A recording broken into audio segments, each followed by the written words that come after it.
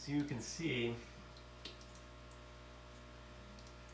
got a very overgrown, kind of yucky, mucky plant, and this one was being used for a breeding pair of angels, and over time it got really overgrown. A lot of gunk, a lot of stuff growing on the leaves.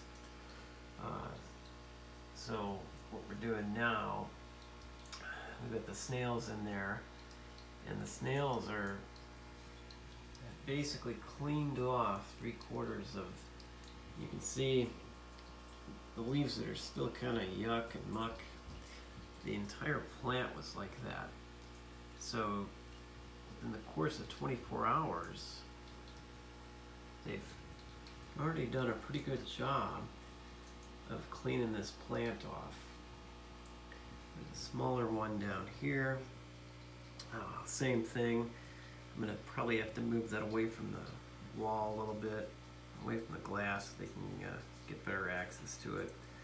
But within probably the course of 48 hours, this plant's going to be just like new.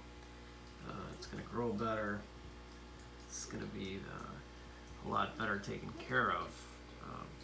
The snails are doing what I frankly could not do here.